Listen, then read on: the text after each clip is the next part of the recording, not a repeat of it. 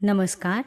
आज आपण पाहणार आहेत चैत्र कृष्ण पक्षातील वरुथिनी एकादशीची व्रतकथा आणि महात्म्य.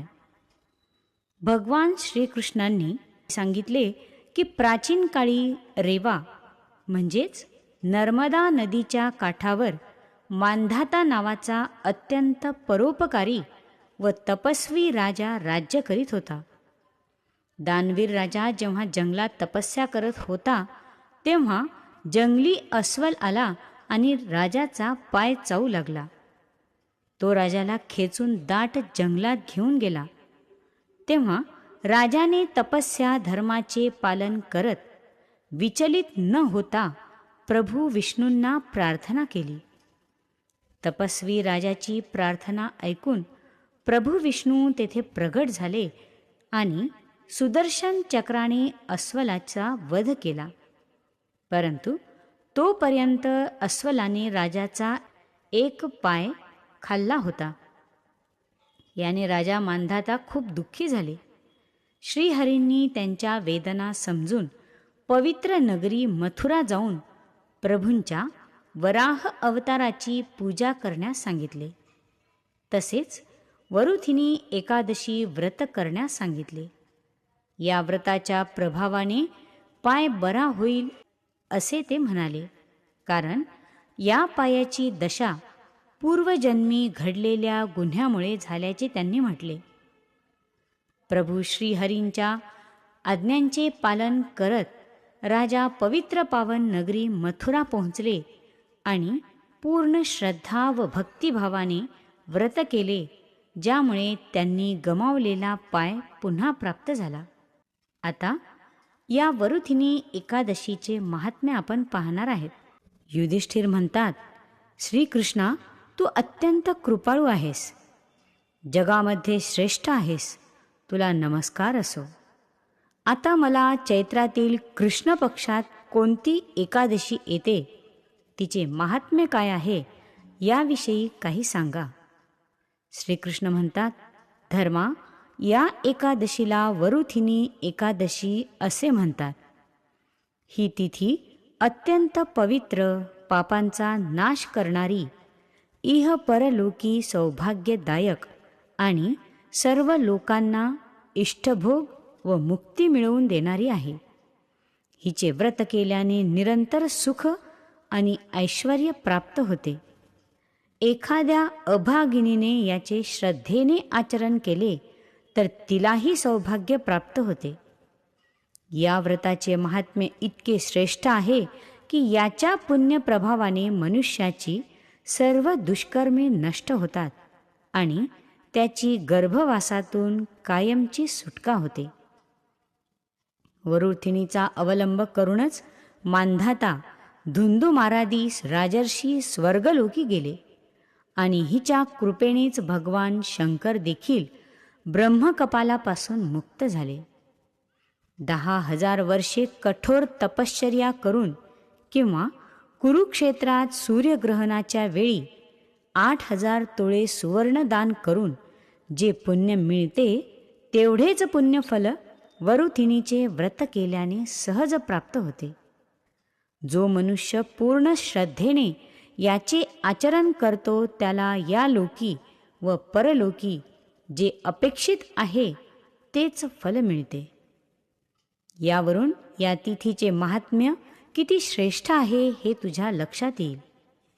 धर्मा, अश्वदानापेक्षा गजदान, गजदानापेक्षा भूमिदान, भूमिदानापेक्षा तिलदान, तिलदानापेक्षा सुवर्णदान आणि सुवर्णदानापेक्षा अन्नदान श्रेष्ठ आहे.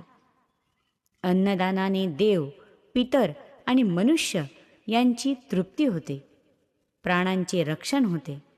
म्हणून अन्नदान हेच सर्वश्रेष्ठ दान आहे.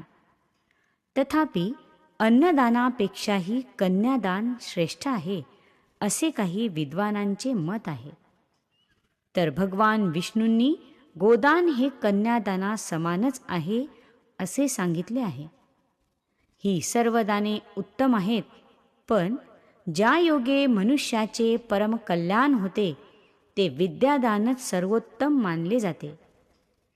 वरुथिनी एकादशी केल्याने उपासकाला विद्यादानाचे फल मिळते.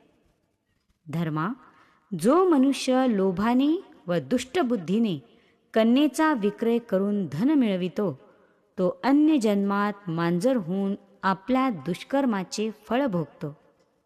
तसेच जे पातकी लोक मोहाने कन्येचे द्रव्य घेऊन त्यावर जगतात, त्यांना अधोगतीच प्राप्त होते. ते भयंकर नरक यातना भोगतात. म्हणून जाणत्या मनुष्याने कन्येच्या द्रव्यास कधीही स्पर्श करू नये. कुलस्त्रियांचे आदराने पालन पोषण करावे. ग्रहस्थाने व्यवहारात नेहमी सावध राहावे. जो मनुष्य आपले कर्तव्य ओळखून व आपलेच धन खर्चून सालंकृत कन्यादान करतो, त्याचे पुण्य चित्रगुप्तालाही मोजता येत नाही. वरुथिनी व्रत केल्याने कन्यादाना इतकीच अगणित पुण्यप्राप्ती होते. या तिथीचे महात्म्य असे अगाध आहे. धर्मा, आता वरुथिनी एकादशीचे व्रत करणाऱ्याने कोणत्या नियमांचे पालन करावे याविषयी सांगतो.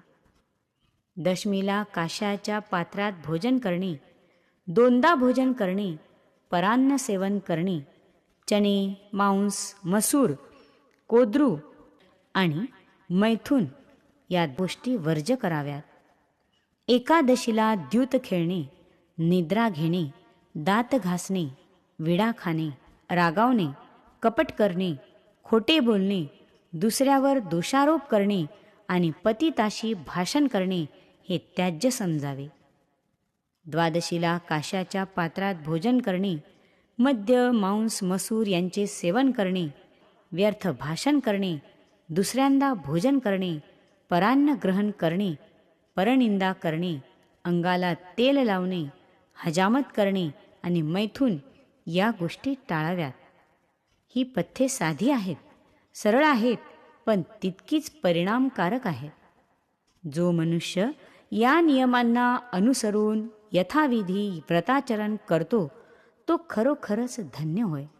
कारण वरुथिनी एकादशी त्याच्या सर्व पातकांचा क्षय करून त्याला अक्षय मोक्ष पद देते.